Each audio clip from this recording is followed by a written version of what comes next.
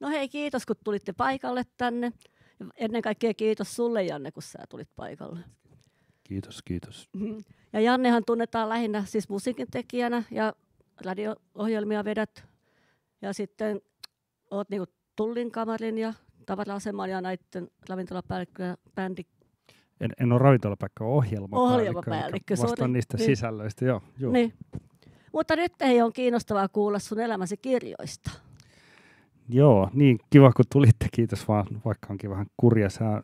Joo, tämä elämäni kirjat on ehkä vähän korskea otsikko tälle, mutta mä siis olen valinnut nyt tämmöisiä kirjoja, jotka ehkä vähän niin kuin liittyy toisiinsa ja sitten ne liittyy sellaiseen omaan ajatukseen siitä, että kuinka jotenkin on niin kuin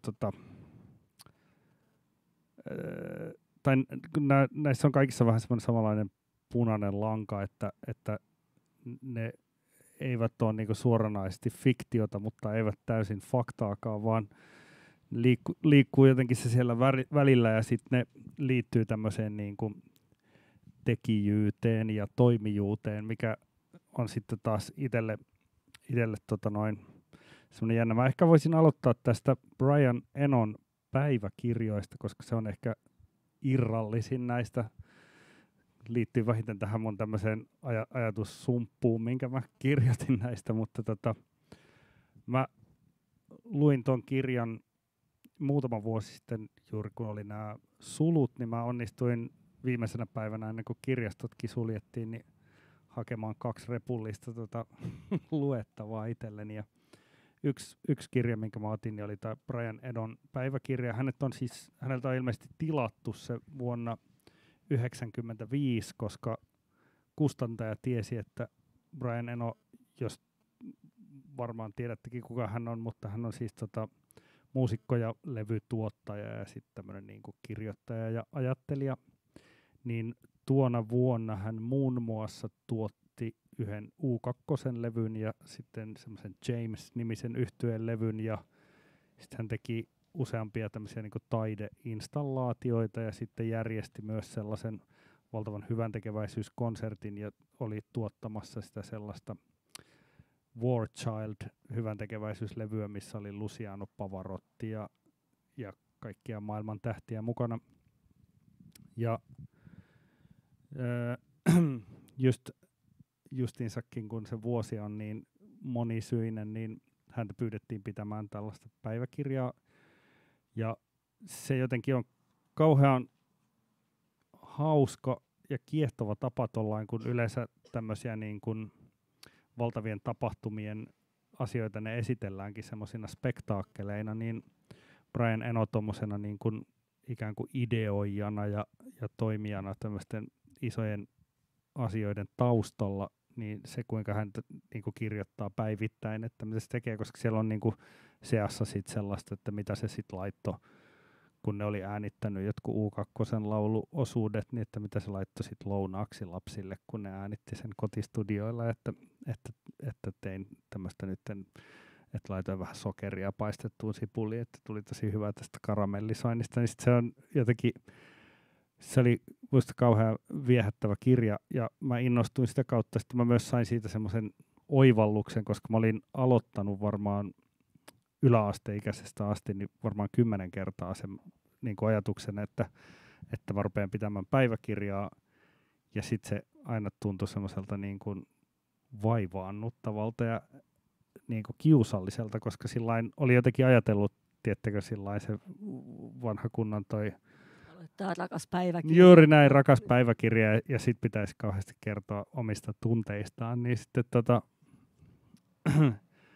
niin sitten tuossa on niinku tavallaan, että välillä se on hyvin niinku lähtee niinku pohdiskelemaan jotain asiaa, toisinaan ne on niinku ihan vaan tämmöisiä lyhyitä merkintöjä, että joo, lensin Roomaan ja järjestettiin stadion konsertti Luciano Pavarottin kanssa, mutta kun itse tosiaan, niin kuin Sari tuossa sanoi, niin kun mä teen useita töitä, että mä oon tosiaan päivätyöikseni buukkaan ohjelmaa Tullikamarille ja tavara-asemalle ja telakalle, eli viime vuonna olin siis järjestämässä noin 700 eri tapahtumaa ja sitten sitten sen lisäksi mä olen niin kuin esiintyvä muusikko ja sitten teen pari radio-ohjelmaa, niin sitten tavallaan kaikista näistä tulee, kun mikään niistä ei mene semmoisena niin kuin lineaarisena ketjuna, vaan jokainen päivä koostuu jokaisen näistä asioista, pienistä silpuista, ja sitten joskus on sillai helppo vähän niin kuin synnyttää semmoista niin kuin hälyä omaan päähänsäkin, kun on monta asiaa menossa yhtä aikaa, niin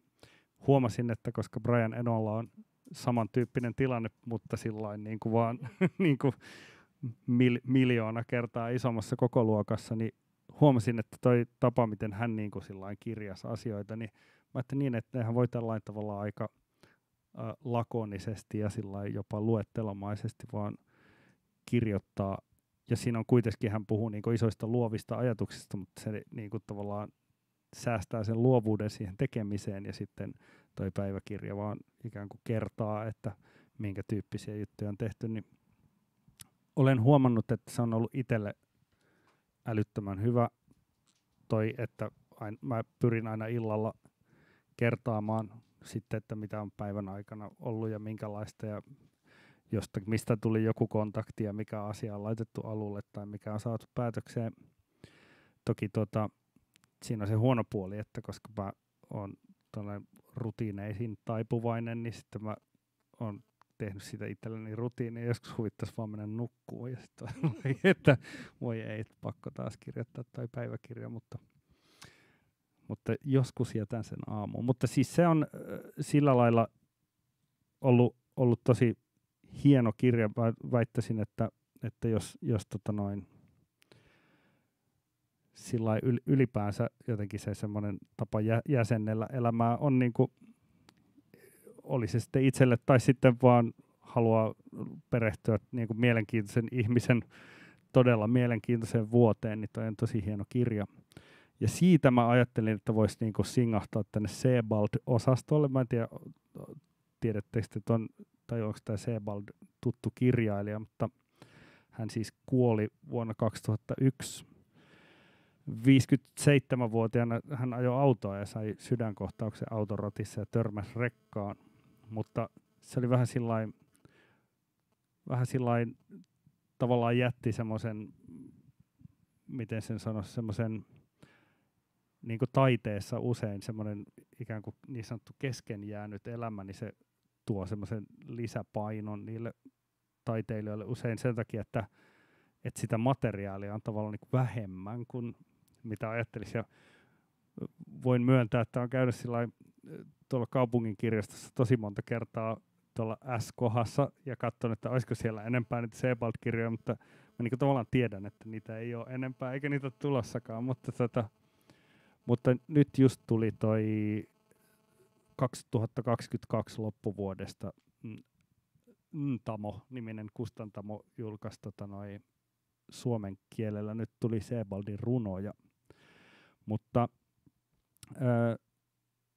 tämä Sebald on siis alun perin akateemikko. Hän kirjoitti niinku saksankielisestä kirjallisuudesta niinku akateemisia tutkimuksia, mutta hän alkoi sillain leipääntyä tai jopa niinku turhautuun siihen akateemiseen maailmaan, jolloin hän sitten otti tämän ikään kuin tutkivan katseensa ja sitten käänsi sen tämmöisiksi, niin kuin, mitä hän kutsuu niin kuin dokumentaariseksi fiktioksi. Mä luin joku arvion, missä kutsuttiin sitä niin kuin mallia elliptiseksi, että, ja myös on kuvattu sillä, että se on niin kuin sellainen aavemaista ja unenomaista tämä niin kuin tarinankerronta, koska tässä esim. Tämä Saturnuksen renkaat, joka oli ensimmäinen kirja, mitä mä luin Sebaldilta, niin siinähän matkustaa, se alkaa siitä, että hän on saanut jonkun ison työn päätökseen, ja sitten se matkustaa Englannin maaseudulle vaan sillain oleilemaan ja ikään kuin keräilemään voimiaan. Ja sitten se lähtee niin kuin tosi nopeasti laukalle sillain, että kaikki asiat, se niin kuin menee sillain assosiaatioilla tosi nopeasti aika syvälle esimerkiksi taidehistoriaan tai rakennusten historiaan. Siellä kerrotaan esimerkiksi jostain sillasta, mikä on jossain Englannin maaseudulla, jota ei käytetä enää, mutta se olisi alun perin rakennettu Kiinan keisarille, mutta sitten se olikin tarpeeton silta, niin sitten sen sai halvalla ne osat. Ja sitten se oli lätkästy vaan sinne Englannin maaseudulle jonkun joen yli. Ja sillain, täällä on, meneekö tämä oikein, jos mä luen täältä pienen katkelman? Ilman muuta lue, niin just oikein sen kohtaan tulee tuosta. Tässä on, hän on siis ihan ensimmäiseksi, tässä ollaan vasta sivulla 20 jotain, kun hän on mennyt Englannin maaseudulle toipumaan raskasta työprojektista. Tämä ei ole siis edes sillain fiktio, että se on joku sillain keksitty hahmo, vaan siis Sebald itse on mennyt. Ja hän on siis tällaisessa sairaalamuseossa käymässä, mistä on sillain ollut hävöksissä tämmöinen Thomas Brown-nimisen silkkikauppiaan pojan kallo, joka on ollut siellä esillä alun perin. Mutta tämä Thomas Brown, jonka kallo on hukassa, niin tästä päästään nopeasti assosiaatiolla siihen, että Thomas Brown opiskeli 1630-luvulla Hollannissa ja se oli lääkäri ja hän oli paikalla siinä ruumiin avauksessa, josta Rembrandt on tehnyt maalauksen, joten hän on tietysti, niin, joten sivulla 22 päästään nyt niinku siitä siis, että otetaan huomioon, että tässä niinku noin sivulla 10, niin hän sanoi, että lähdin lepäilemään Englannin maaseudulla. Tammikuussa 1632 Brownin opiskellessa Hollannissa, toisin sanoen juuri silloin, kun hän oli erityisen syventynyt ihmisruumiin salaisuuksiin, tehtiin Amsterdamin Vaageboouissa eli Vaakalaitoksessa julkinen ruumiinavaus Adrian Adrianssonille alias Aris Kintille muutamaa tuntia aiemmin varkaudesta teloitetulle rikolliselle. Vaikka asia ei ole missään kiistattomasti todistettu, on enemmän kuin todennäköistä, että Browninkin korviin oli kantautunut tieto ruumiinavauksesta ja että hän oli läsnä tuossa suurta huomiota herättäneessä tapahtumassa, jonka Rembrandt on ikuistanut kirurgikiltaa kuvaavaan maalaukseensa. Näin on syytä olettaa etenkin, koska vuosittain sydäntalvella pidetty tohtori Nikolaas Tulpin anatomian luento oli tulevalle lääkärille erittäin kiinnostava tilaisuus ja myös hyvin merkittävä tapaus tuolloissa yhteiskunnassa, joka oli oman käsityksensä mukaan juuri astumassa pimeydestä valoon. Ylempien säätöjen maksavalle yleisölle esitetty näytelmä oli epäilemättä näyttö uuden tieteenalan pelottomasta tutkimusasenteesta, mutta toisaalta se oli niin pontevasti kuin moinen väite varmasti olisikin torjuttu, myös arkainen ihmisruumiin paloittelurituaali. Tuolloin yhä rikosten rangaistusvalikoimaan kuulunutta lihan kidutusta aina kuoleman tuolle puolen. Amsterdamissa pidetyssä anatomian luennossa ei ollut kyse pelkästään ihmisen sisäelimien paremmasta tuntemuksesta ja siitä todistaa Rembrandtin maalauksesta ilmenevä paloittelun seremoniallinen luonne. Kirurgit ovat juhla-asussa, tohtori Tulpilla on jopa hattu päässä, samoin kuin se seikka, että toimituksen päätyttyä nautittiin tavallaan vertauskuvallinen juhlaateria. Seisoessamme Mauritshuississa Rembrandtin anatomiamaalauksen edessä, joka on kooltaan runsaat 2x1,5 metriä, seisomme juuri samalla kohtaa kuin ne, jotka aikoinaan seurasivat ruumiinavausta Vaageboovissa. Ja uskomme näkevämme sen, mitä he näkivät. Etualalla Aris Kintin vihertävän ruumiin, sen murtuneen niskan ja kuolon kankeuden pahasti pullistaman rinnan. Ja silti on syytä kysyä, näkikö ruumista todellisuudessa kukaan, sillä tuolloin juuri kehittyvän anatomisen paloittelutaidon tarkoitus oli myös tehdä rikollinen ruumis näkymättömäksi. Kuvaavaa onkin, etteivät tohtori Tulpin kollegojen katseet suinkaan kohdistu avattavaan ruumiiseen, vaan sen ohi, tosin hiuksen hienosti ohi avoinna olevaan anatomiakuvastoon, jossa kauhistuttava ruumis on pelkistetty diagrammiksi, ihmisen kaavioksi, jollainen oli mielessään myös innokkaalla amatöörianatomilla René Descartesilla, joka tiettävästi oli myös läsnä Vaageboovissa kyseisenä tammikuun aamuna. Kuten tiedetään, Descartes opetti, ja tämä on tärkeä luku alistamisen historiassa, että liha, jota emme voi käsittää, on paras jättää vaille huomiota, ja sen sijaan on tarkasteltava meissä jo valmiina olevaa koneistoa, jonka voi ymmärtää täysin ja hyödyntää työssä, ja jonka sen mahdollisesti rikkoutuessa voi joko korjata ennalleen tai heittää pois. Tämä jatkuu vielä, mutta tässä siis kirjoitetaan taidehistoriallis-filosofinen analyysi siis tästä maalauksesta, ja se kaikki lähtee tosiaan paria sivua aiemmin siitä, että sen yhden ukkelin, joka oli siellä paikalla, niin kallo oli mennyt hukkaan sairaalamuseosta, mutta tämä niinku jatkuu ja jatkuu tämä kirja tällä lailla, kuten hänen muutkin kirjansa. Tavallaan sitä Sebaldin tyyliä on kuvattu, että hän kirjoittaa ikään kuin muusta kuin mistä se teksti kertoo. Ja tässä Austerlitz-kirjassa on esimerkiksi semmoinen esimerkki semmoista opetuselokuvasta, tai missä saksalaisille koululaisille kolmannen valtakunnan aikana opetettiin silkin punomista, niillä oli noita silkkimatoja tai silkkitoukkia joo. Niin itse asiassa sitten kun sen lukee sen koko pätkän niistä silkkitoukista, niin tajuaa, että siinä kuvaillaan juutalaisten joukkotuhoa, mutta sitten niin kuin tavallaan tämmöisen silkkitoukka-vertauskuvan kautta, niin se on niin kuin toi Sebaldin ikään kuin tiedon ja sitten tämmöisen niin kuin vertauskuvallisen kielenkäytön ja sitten ihan vaan tuommoisen niin kuin kielen kuljetuksen yhdistelmä on mun mielestä kauhean jotenkin herkullinen, ja sitten se on tavallaan parhaimmillaan, kun itsellä on aivot auki ja päällä, niin samalla tavalla pystyy ajattelemaan ympäröivää maailmaa, että erilaisten niin kuin historiallisten merkitysten ja tapahtumien ketjut niin kuin lähtee aukeamaan päässä, niin se on tosi jotenkin sillai kutkuttavaa kirjallisuutta mielestäni toi Sebald. Ja tavallaan siksi otin hänet tähän niin kuin tämmöiseksi alkusykäykseksi, että omalla laillaan toi dokumentaarinen fiktio on aika pitkälti myös Juha Hurmeen tyylilaji monessa kirjassa. Esimerkiksi täällä taitaa olla, ei se ole lainassa jollain, niin. Topilla. Joo. No, joka tapauksessa Juha Hurmeen Hullu-kirjassa hän kuvailee siis omaa psykoosiaan, mikä siinä tuli, ja se on, mutta koska se on kirjoitettu romaanin muotoon, niin sitten siinä on se mahtava vapaus, että sitten sinne voi lisätä asioita, joita ei muista, tai keksiä asioita vähän paremmaksi niin kuin kerronnan kannalta. No, joka tapauksessa tämä nyljetyt ajatukset, jos se nyt väärin muista, niin tämä tuli heti sen Hullun perään. Ja tämä on ehkä sitä dokumentaarista fiktiota parhaimmillaan. Tässä on Aimo ja, mikä sen toisen hahmon nimi oli?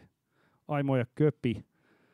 He siis soutavat Kustavista Hailuotoon 700 kilometriä. Se on tavallaan tämä miten sanoisi, kehys, mikä tälle niin kuin tarinalle annetaan. Mutta ihan samalla lailla siinä Hullussa periaatteessa, niin se on niin kuin, se alkaa sillä, että hän tajuaa vajoavansa psykoosiin ja kävelee hoitoon, ja sitten se on periaatteessa niin kuin mielisairaala aikaa se koko teos. Näissä on aina tämmöinen selkeä kehys mun mielestä Hurmeen kirjoissa. Mä luulen, että se liittyy siihen hänen työhönsä teatteriohjaajana, että se tavallaan tommonen niin kuin asioiden lokeroiminen, niin kuin paketeiksi tekeminen, niin on niin kuin kuuluu ehkä siihen. Samoin Juha Hurmeen tämä Puupääkirja, nämä on nyt ehkä niitä romaaneja, ennen kuin sitten toi Niemi ja Suomi ja ne, niin nehän on semmoisia taas sitten semmoisia, että edetään niin kuin kronologisesti kulttuurihistoriaa eteenpäin, mutta tässä kirjassa on siis ihan mahtava samanlainen kuin näissä Sebaldin kirjoissa, että tässäkin tehdään matkaa, eräänlainen tämmöinen kirjallinen road movie, mutta sitten tässä on nämä kaksi sälliä, niin ne koko ajan puhuu esimerkiksi etymologiasta tai filosofiasta tai historiasta tai jostain, ja sitten se on tavallaan osattu sillain jaksottaa hyvin, kun he soutaa sieltä Kustavista Hailuotoon, niin ne aina pysähtyy jossain, ja sitten saadaan heti se paikallishistoria leivottua mukaan ja puhuttua vaikka rauman murteen ja englannin kielen yhteydestä, mutta mä luen tästäkin pienen pätkän. Tässä on missähän ne nyt tässä, taitaa olla näköjään Kristiinan kaupungissa ehkä.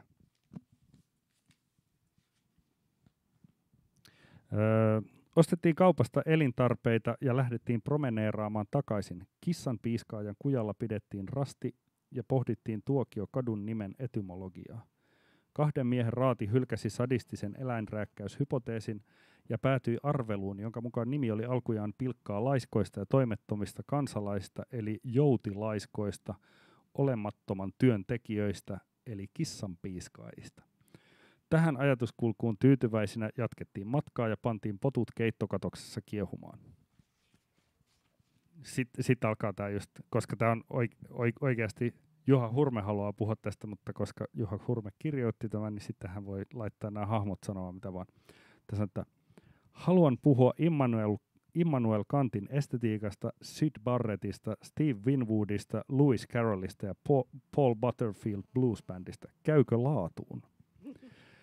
Mikä ettei, vastasi Aimo, jos puristat sen 25 minuuttia, jolloin perunat ovat kypsät. Haluan ruokarauhan. Köpi hyväksyi ilomielin aikarajoituksen, joka pakottaisi hänet tiiviiseen ilmaisuun ja ajatuksen pääkohtien painotukseen, ja alkoi paukuttaa. Minä ja Immanuel Kant olemme ajatelleet seuraavaan tapaan.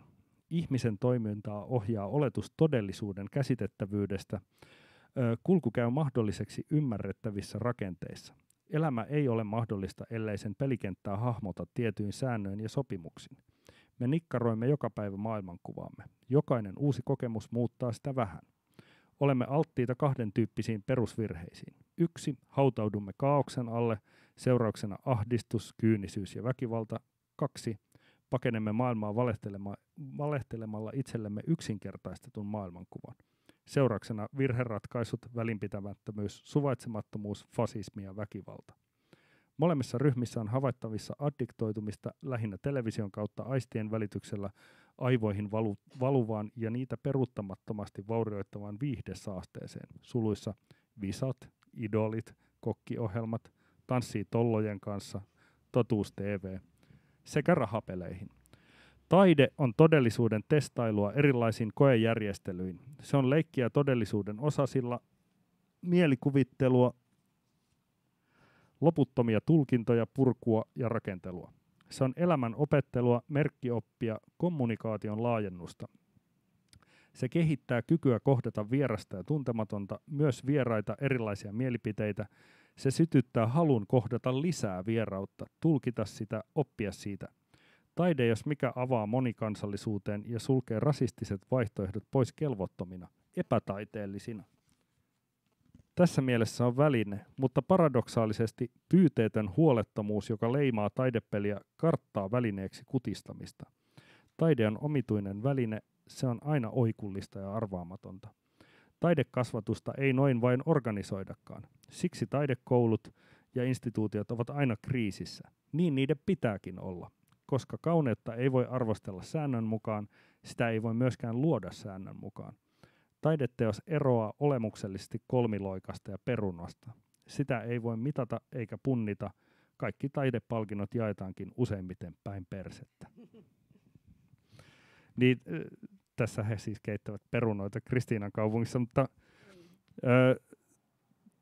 toi tavallaan on hyvä, kun siinä on ihan samalla lailla, kun siinä hullussa on, se on laitettu kursiivilla, kun siinä luulen taas, että Juha Hurmella on vaan ollut se teksti, ja sitten se on miettinyt, että mihin se laittaa, niin on, että pysyäkseen järjissään hän siinä kirjassa suljetulla osastolla kirjoittaa tämmöisen 20-sivuisen esseen Maiju Lassilasta, ja että minkälainen on Maiju Lassilan ura ja elämä, ja sitten se on vaan siellä keskellä romaania semmoinen kursiivilla semmoinen 20 sivun osio, mikä on älyttömän riemastuttava. Myönnän, että kun olin lukenut sen hullun silloin, niin sen jälkeen luin varmaan 15 Maiju Lassilan kirjaa, koska olin ehkä jonkun lukenutkin, mutta se jotakin naksahti mukavasti. Ja siinä mielessä tavallaan näissä kaikissa kirjoissa, kuten ehkä näissä muissakin, niin on se, että on ehkä se sama kuin mikä oli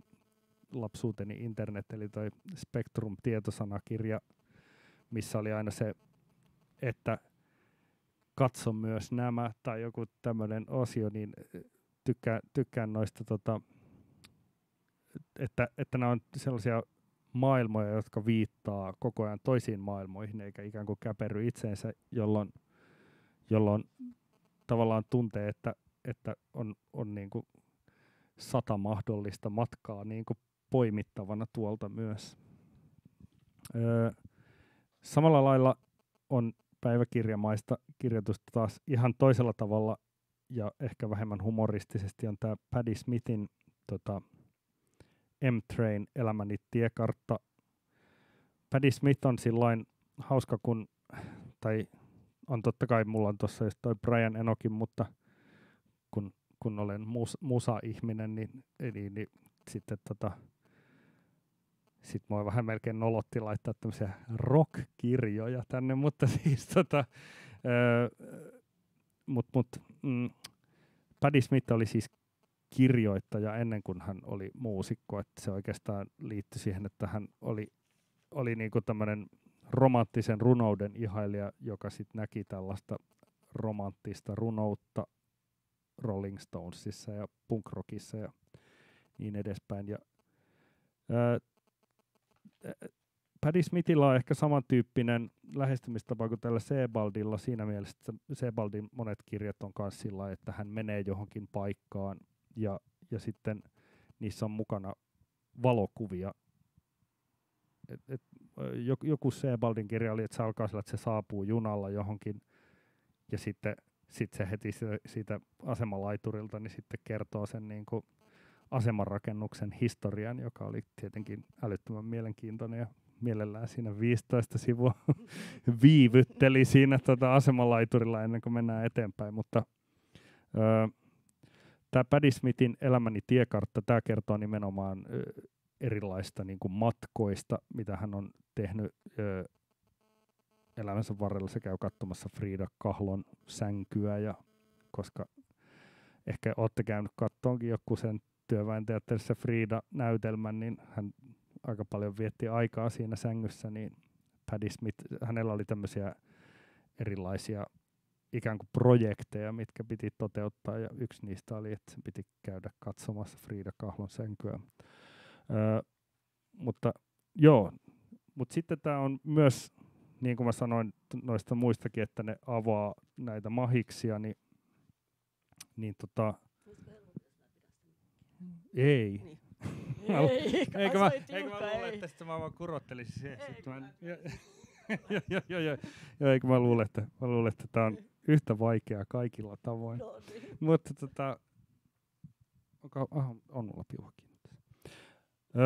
Mutta siis Patti Smith, kun hän kirjoittaa, niin hän tosi paljon kirjoittaa kirjoittamisesta ja sitten hän kirjoittaa lukemisesta ihan yhtä lailla, että se on sillä lailla itseään ruokkiva koneista, mutta mä luulen,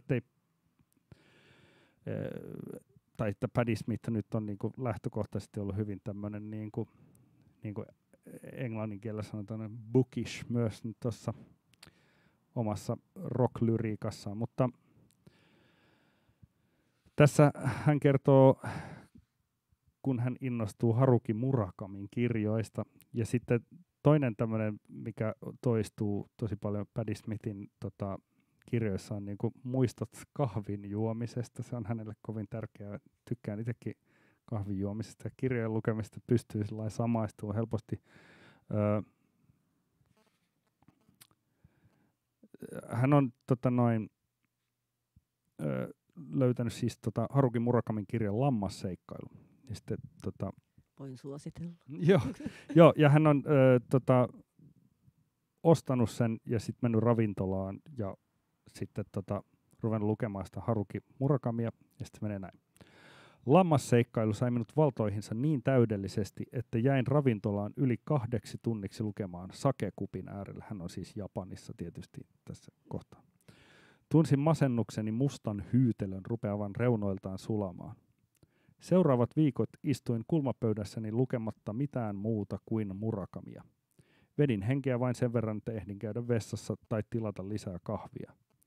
Dance, Dance, Dance ja Kafka rannalla seurasivat lammasheikkailua ripeässä tahdissa, ja sitten aloin kohtalokkaasti lukea The Wind-Up Bird Chroniclea. Se ratkaisi pelin lopullisesti ja antoi alkusykäyksen estämättömälle liikeradalle, kuin meteorille, joka viilettää kohti karua puhtaan viatonta maan kaistaletta. On kahdenlaisia mestariteoksia, on hirmuisia jumalallisia klassikoita, kuten Moby Dick tai Humiseva harju tai Frankenstein uusi Prometheus. Toisaalta on se laji, jossa kirjailija tuntuu puhaltavan sanassa täyteen elävää energiaa niin, että lukija kierretään ja puristetaan myttyyn ja ripustetaan narulle kuivumaan. Murskaavia kirjoja, kuten 2666 ja Saatana saapuu Moskovaan. The Wind-Up Bird Chronicle on sellainen kirja. Luin sen loppuun ja minun oli heti pakko lukea se uudelleen. Ensinnäkään en tahtonut joutua pois sen maailmoista, mutta lisäksi erään lauseen haamu piinasi minua. Se avasi tiukan solmun ja jätti harittavat päät hankaamaan poskeani nukkuessani. Sillä oli jotakin tekemistä Murakamin ensimmäisessä luvussa kuvaaman tontin kohtalon kanssa. Niin tässä on,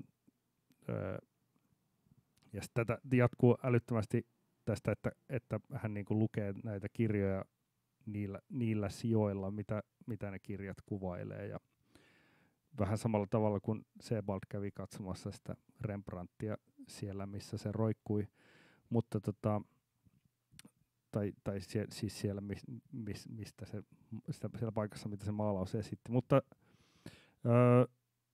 tässä oli mun mielestä hauska vaan tämä puhe niinku kahdenlaisista klassikoista, niin joo, on siis lukenut toki noita kaunokirjallisuuden klassikoita ja semmoisia, mutta mä en yhtäkään sellaista valinnut tähän, kun mä jotenkin niinku funtsin, että ne on jotenkin sillain kokonaisia ja jotenkin totaalisia, niin kuin hänkin sanoi, että ne on jotenkin murskaavia, tommoset kaunokirjalliset merkkiteokset. Sen sijaan mä jotenkin just nimenomaan tykkään tämän tyyppisistä kirjoista, jotka on vähän tämmöisiä niin kuin avoimia systeemejä, että se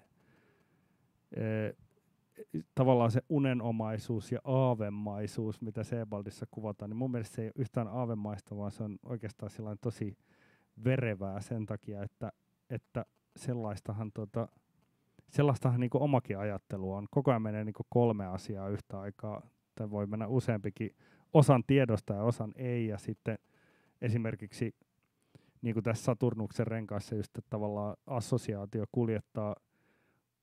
Tämän kirjan ehkä huonoin puoli on se, että tämä suomennoksen nimi on sama kuin se Ressu Redfordin biisi, ja sitten tavallaan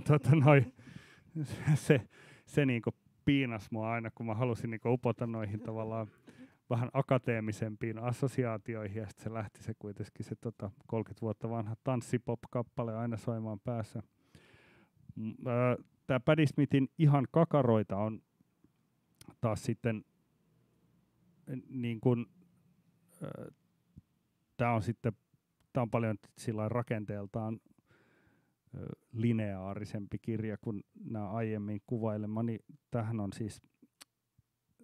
Tässä on siis jotenkin mahtava puoli toi, kuinka hyvin ja täsmällisesti Patti Smith osaa kuvata sellaista tunnetta, mitä aika monella varmaan ainakin niin kuin taiteiden parissa olevalla niin kuin parikymppisellä ihmisellä on, että kun hän niin kuin suunnitteli valokuvaajaksi ryhtymistä tai runoilijaksi alkamista tai laulejaksi, että jotain semmoista tekisi mieli tehdä ja mitään niin kuin tavallaan mikään ei ikään kuin puolla sitä, että välttämättä mikään näistä asioista olisi niin kuin toteutumassa. Että sehän on, ja ihan samalla lailla kuin Juha Hurme tuossa taas kuvasi sitä, että mitä taide on, että se on niin kuin keskustelua ja neuvottelua todellisuuden kanssa ja sen tavallaan uudelleen rakentamista, niin mä luulen, että se tavallaan se semmoinen selittämätön taiteilijuuden halu, mikä joissakin nuorissa ihmisissä syntyy, niin se liittyy jotenkin siihen, että haluaa rakennella sitä uusiksi ja haluaa leikkiä ja haluaa ymmärtää sitä kautta, mutta ei välttämättä tiedä, että mitkä on ne työkalut, joita siihen haluaisi tai osaisi käyttää. Niin Patti Smith kertoo tässä hänen ja Robert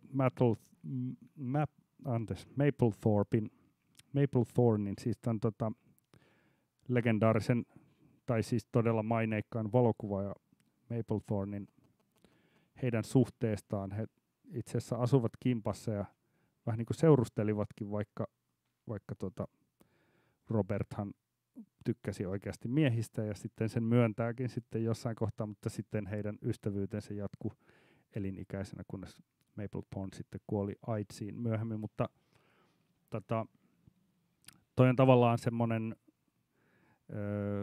kunnianosoitus ystävälle, mutta sitten samalla tuommoinen kasvutarina siitä, että minkälaista se on. Ja tietenkin siinä on paljon 60-70-luvun taitteen New Yorkin sitä. Toki just tuntuu, että en mä tiedä, onko mitään kaupunkia, josta on kirjoitettu yhtä monta kirjaa kuin New Yorkista ja sillä lailla kuvailtu, että just juttelin jonkun amerikkalaisen tuttavani kanssa, kun sanoit, että sitä on niin paljon viihteessä ja taiteessa Amerikka läsnä, että se tietyllä tavalla ihmiset niin luulee tuntevansa ne kaupungit, vaikka ne on kaikki vain yleensä romantisoituja tämmöisiä esityksiä tästä aiheesta, mutta mua se kuitenkin kiinnostaa, mä ehkä eksyn tässä vähän aiheesta, mutta myös Patti Smithin kanssa yhteistyötä tehnyt tämmöinen muusikko kuin Thurston Moore julkaisi just muistelmansa. Hän muutti just 70-luvulla New Yorkiin, niin se jotenkin se joka paikassa toistettu, mutta kun New York on sillain maailman kallein ja hienoin kaupunki nyt, mutta siis 70-luvullahan se oli konkurssissa ja siellä oli siis, että kokonaisia kortteleja sillain, kun ne ihmiset, jotka omisti niitä kokonaisia rakennuksia siellä, niin ne oli niin huonossa kunnossa ja niitä oli niin kallista ylläpitää, niin ne vuokraisännät siis tuhopoltti niitä omia rakennuksiaan, että saa edes vakuutusrahat ja kaikki, että se oli ihan sillain todella ruotoisessa kunnossa se kaupunki, niin siitäkin tämä kirja kertoo.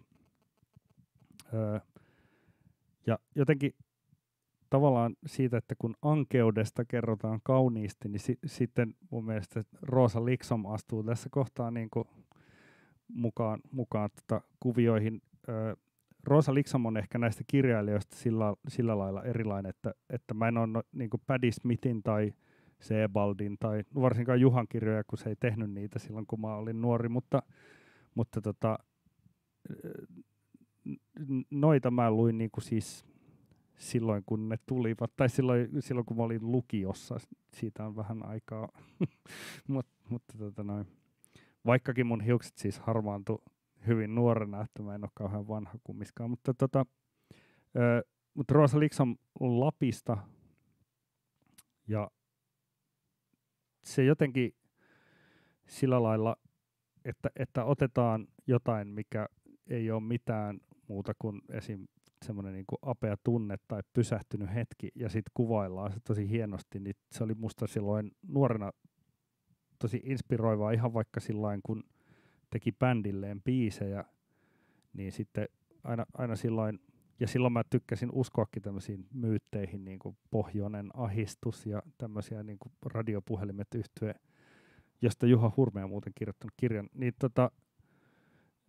heidän teksteissään oli ehkä sitä samaa, mutta tässä on tämmöinen lyhyt. Nämä oli myös silloin tietenkin kivoja silloin 6-17-vuotiaana, kun pystyi vaikuttamaan sillain kirjalliselta tyypiltä, ja sitten nämä jutut oli aina 1,5 sivua pitkiä, niin vähän niin kuin lukisi jonkun lyhyen lehtikolumnin, ja sitten sanot, että joo, mä kirjoja lukenut. Joo. Mutta mä luen tästä nyt pienen pätkän Rosa Liksomin kirjaa. Maantien reunassa oli venäläinen koivikko, ja koivikon laidassa kulki puro.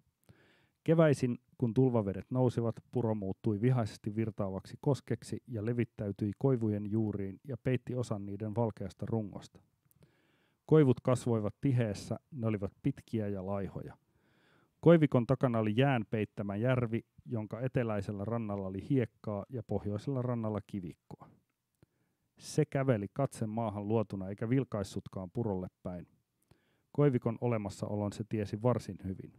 Oli lapsena aina juossut paikan ohi. Siinä oli ollut jotakin pelottavaa, kappale valkokylkistä koivikkoa keskellä loputtomiin jatkuvaa mäntymetsää. Aurinko yritti turhaan tunkeutua tielle läpi koivikon. Kevään viimeiset lumet makasivat mätivinä metsänpuoleisella ojan pohjalla ja koivujen varjot kasvoivat maantien leveydeltä peltojen puoleiseen ojaan. Elämä oli kaatanut sen jo vuosia sitten. Sisällä painoi ja kurkussa ahdisti. Loputon helvetin tuska ja kevääseen heräävät pellot. Se tunsi sekalaista sääliä itseään kohtaan. Se ei olisi elänyt uudelleen yhtäkään päivää. Yö oli ollut kuulas ja valoisa niin kuin Lapin keväiset yöt aina ovat ankaran talven jälkeen. Se oli kävellyt iltayön eteenpäin aina yöpakkaseen asti ja nukahtanut sitten vanhaan kesänavettaan, joka oli harmaana ja väsyneenä suoviljelimien reunassa. Kaikkialla oli ollut hiljaista ja harrasta. Sen sisällä oli reuhtonut epämääräinen kärsimättömyyden ja synkkyyden sekainen tunne. Aamuyöllä se oli rukoillut raskaspäisenä Jumalalta uutta elämää, tietäen varsin hyvin rukouksensa turhaksi. Eletty oli elettyä, mikään ei tulisi enää muuttumaan. Se nukkui lyhyen unen kosteiden heinien seassa ja heräsi kello 6 kirkkaaseen aamuaurinkoon. Se tunsi sisällään koko ihmiskunnan kärsimykset ja esi-isiensä synnit. Se kaikki oli kaadettu hänen päällensä perusteettomasti. Kukaan ei säälinyt häntä, ei edes matalamielinen postinhoitaja. Auringon kammettua punaisena vaarojen taakse se lähti liikkeelle. Kohta olisi päätöksen aika. Maantien pinta oli pehmeää, osittain karkeamurskaisen soran peittämää. Se käveli huolestuneen näköisenä taas ohi koivikon sivuilleen vilkaisematta. Tuuli huojutteli kepeitä koivunoksia hiljalleen kirpeässä tuulessa. Niin monta elettyä vuotta, yksi ohut elämä. Se koski, se raapi syvältä. Miksi kaikki nämä tuskan täyttämät hetket? Sen kasvoilla vilahti auringonsäde ja kuikka kirkaisi kahdesta. Loputon tie ja heräävä maisema. Sen päivän se aikoi vielä jaksaa. Tämä älytön tarina. Siinä ihan selvästi on ollut vähän kohtalokkaat suunnitelmat kaverilla, mutta ei tarvitse kuikan vähän kiljasta ja auringon. Niin tossakin järjettömän hienosti poimittu toi, että se on nukkunut jossain navetassa ja hortoilee itsemurhaa hautoen tuolla tien varressa. Tavallaan semmoinen aihe, josta on ehkä vaikea kirjoittaa sillain vangitsevasti ja kiinnostavasti, koska kaikki tuossa oli apeaa siihen saakka, kunnes se päätti, että elämä jatkuukin. Mä ihan hetken vielä pölötän, anteeksi, tää on ihan älä pyytele anteeksi. Ai niin, mun pitikin, joo. Joo, niin justis. Mutta siis tää Pirkko Saisio, tässä mä oon mennyt niin kuin Oulussa tai muuallakin vissiin sanotaan mennyt vähän perseellä puuhun, että mä olen lukenut häntä vasta hetken aikaa ja aion nyt lähteä niin kuin takaperoisesti täällä oli jossain, oli Pirkko Saisio, tuossa oli. Niin, mikä on tarkoituksena sun taakse siitä. Kyllä. Niin, mies ja hänen asiat.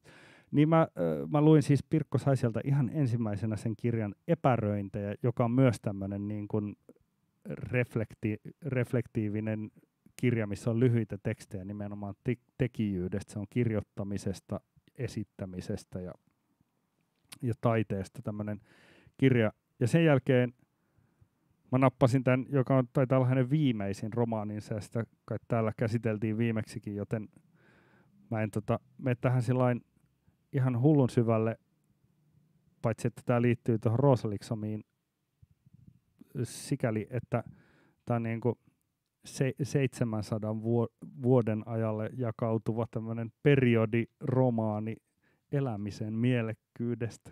Ja sitten mä mietin, että se on aika hauska, koska tässä on tämä sälli pyörii 10 minuuttia tässä niinku fiiliksissä ja sitten tässä on tämä niinku paljon laveammin, mutta tässä on ihan samalla lailla, vaikka tämä onkin paljon perinteisempää romaanikerrontaa kuin vaikka nämä Sebaldin kirjat, niin sieltä selvästi nousee läpi se Pirkko Saision, että hän on tehnyt valtavasti niinku taustatutkimusta vaikka Firenzen renessanssiajan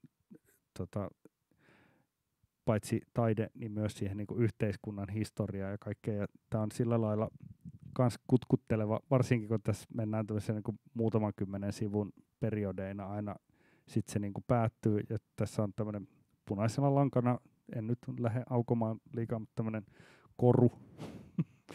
Mutta tai tämmöisenä ehkä niinku jatkumona, niin se on jotenkin kans ihan mahtavaa, koska tavallaan jos Sebald kertoo sitä omaa tarinaansa, niin ihan samalla tavalla Pirkko Saisio myös samalla kun hän kertoo tarinaa, niin hän niiden niinku henkilöiden keskinäisille jännitteillä muilla niinku avaa esimerkiksi eri sukupuoliroolien muutosta vuosisatojen varrella ja kaikkea muuta. Et siellä on tosi paljon tämmöistä ikään kuin, että se ei ole vaan niinku semmoinen seikkailu, vaan siinä on niinku tosi paljon tämmöistä niinku sosiohistoriallista painoarvoa ja sen vuoksi se on mun mielestä tosi jännä kirja. Se on mulla vähän kesken vielä, että se ei ole ihan paska lopuksi, koska mä nyt suosittelen tätä, mutta ainakin tähän mennessä on ollut tosi hyvä. Siinäpä nämä minun tämänhetkisen elämäni kirjat. Joo, sitten tuli vaan tuosta mieleen tästä Brian Enosta ja muistakin tavallaan, että kun sä oot ruvennut kirjoittaa sitä NS-päiväkirjaa, niin eikö se ole hyvä tyhjennys sitten päivälle? Että sitten sä saat nukuttua paremmin. Joo, on siinä se, ja joo, on ehdottomasti, ja kun se,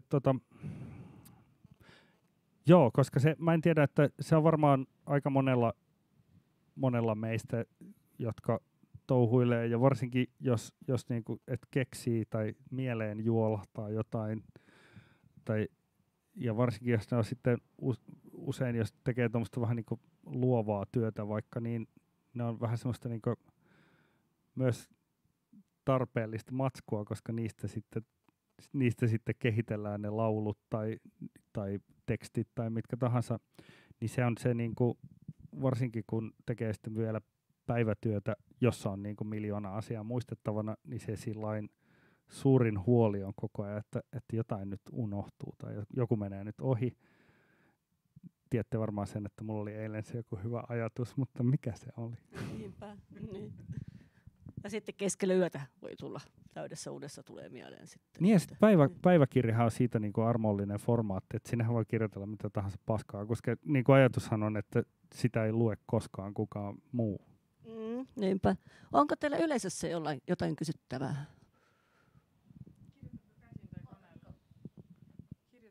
Kirjoitatko käsin tai koneella tuon päiväkirjan? Käsin mä kirjoitan, mutta mä itse asiassa ihan teen töitäkin niin kuin tämmöisellä digitaalisella, eli läppärillä ja kaikenlaisilla sähkökalentereilla. Mulla on aina nippu paperia ja kynä siinä, koska se liittyy myös tuohon muistamiseen, koska luotan vahvasti tähän, ja ymmärtääkseni se on ihan tiedettäkin, että toi silmäkäsikoordinaatio, eli kun kirjoittaa jonkun asian kynällä paperille, siinä tulee se niinku ihan semmoinen, että aivoista tulee se käsky kirjoittaa se asia, niin se on eri kuin vaikka kopioida joku teksti ja laittaa se muistiin, vaikka puhelimen muistioon, tai kirjoittaa se koneellakaan. Että se on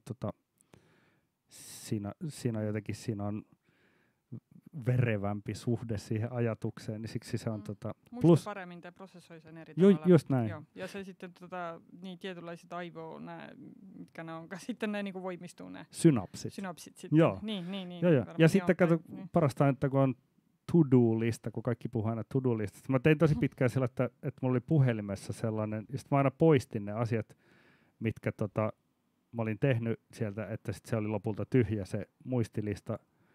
Mutta se oli ihan kauhea. Siitä ei saanut mitään palkintoa, kun taas sitten, jos ne on niinku kynällä paperille kirjoitettuna ja sitten vetää ne yli ja sitten sillain niinku iltapäivällä katsoo, että minä tein kaiken tämän. Tiedätkö, että se on jotenkin semmoinen, se on vähän se sama kuin tiedätkö, niistä ja katsoo sitä paperia. Että tiedätkö, sillain joku semmoinen niinku primitiivinen palkinto siinä on. Niitä jos sitten vaikka tekee käsillä jonkun taiteteoksen, siitä tulee semmoinen tyytyväinen olo. Tai on ehkä parempi kuin se niistämisesimerkki. No parempi kuin niistäminen, niin. Joo, kyllä.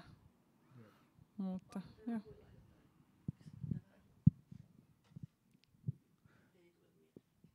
Mä luulen, että niin puhkipölötin noin, ettei tässä nyt varmaan mitään. Ei, mutta todella hienoa, Janne. Ja tosiaan tuossa on kirjavinkkejä ja Patti Smithiltä tuli lisää kirjavinkkejä. Sitten historiaan tietämystä taas sen muilta kirjailijoilta. Että nämä kaikki johtaa niin kuin taas johonkin muuhun. Joo, ehdottomasti. Ja se on niinku, mun mielestä se on jotenkin,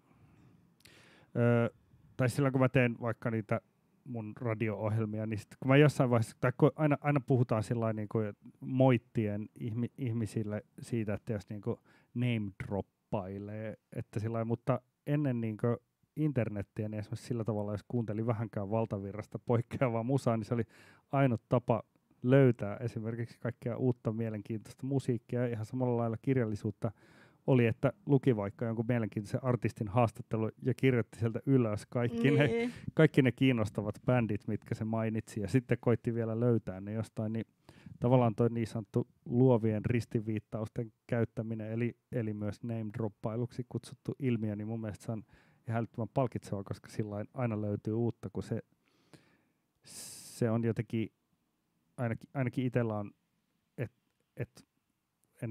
enemmän kuin että jäisi sillain fiilistelee tai nostalgisesti, niin on aina se semmoinen, niin kuin, että mitä seuraavaksi. Ajatus. Ja se uuden löytäminen. No juuri näin. Kyllä, ja innostuksen kohteita.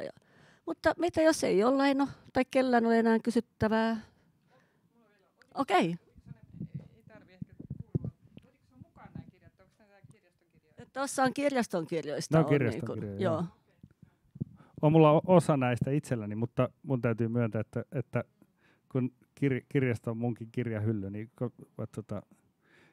nimenomaan ei ole kauhean tai siis meillä on kyllä sellainen muutama kirjahylly on tällä hetkellä tuolla poikani huoneessa ja sitten siellä on kyllä tosi hyviä kirjoja, mutta sitten en mä sieltä niinku löydä mitään, kun mä oon lukenut ne kirjat ja sitten ne on aivan pölyssä siellä vaan, niin sen vuoksi tykkään kyllä kirjastoista ihan mielettömästi.